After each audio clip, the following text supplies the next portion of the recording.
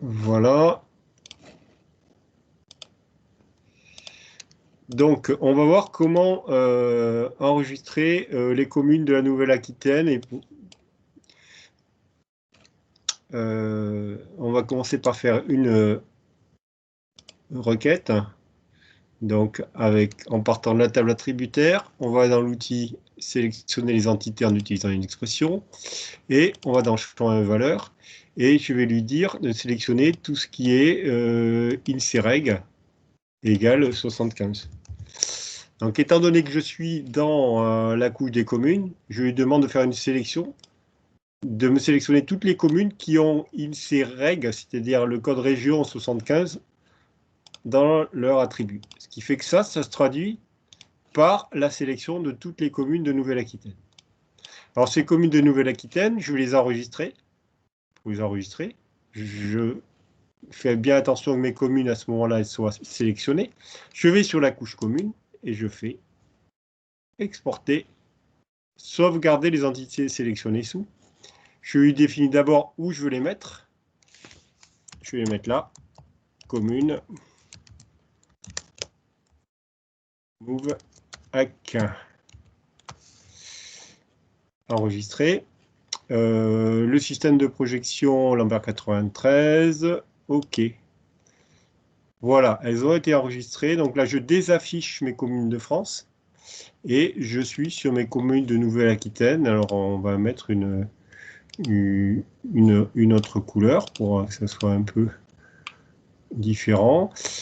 Et puis ici, bah, si je veux faire ma cartographie en couleur graduée sur mon territoire,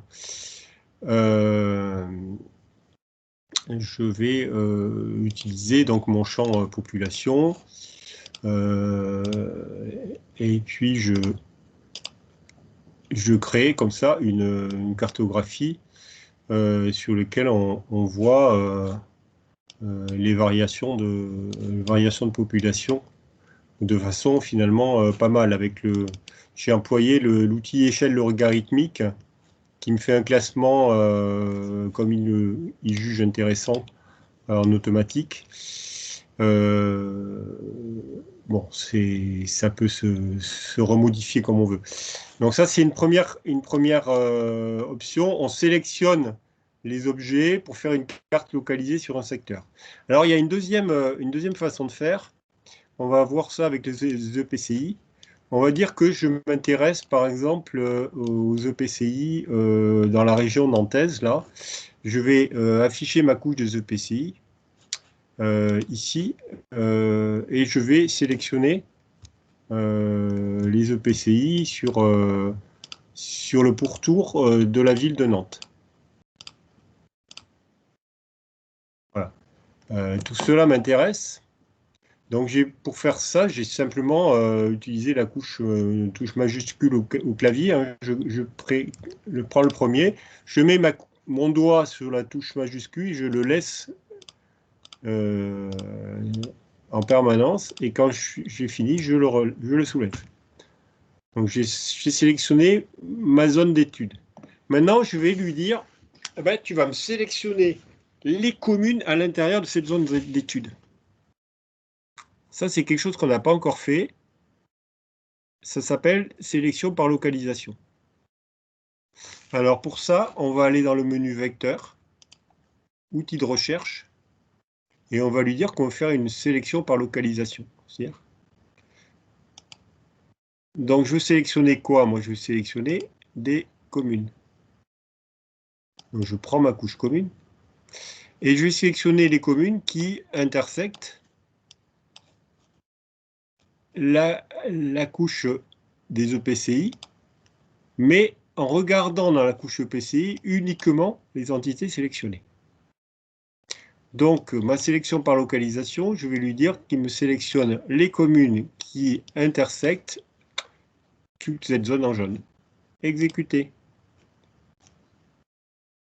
Voilà, fermer. Et si j'enlève ça, j'affiche ma couche des communes, je vais avoir les communes de mon territoire de travail qui sont sélectionnées.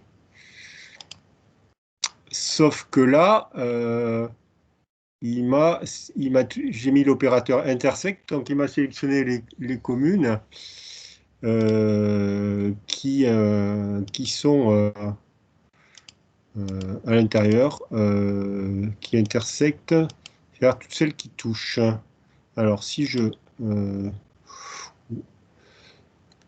regarde exactement, en fait, il m'en a mis plus, oui. Il a mis toutes celles qui touchaient ma zone de mes EPCI. Donc, toutes celles qui sont limitrophes, elles sont également sélectionnées. Donc là, je pourrais les enlever de la sélection ou alors je peux essayer de refaire mon opération. Donc, je vais garder ma couche des EPCI ici. Et je vais essayer de refaire cette opération de sélection par localisation. Outil de recherche, sélection par localisation. Je vais rechercher donc mes communes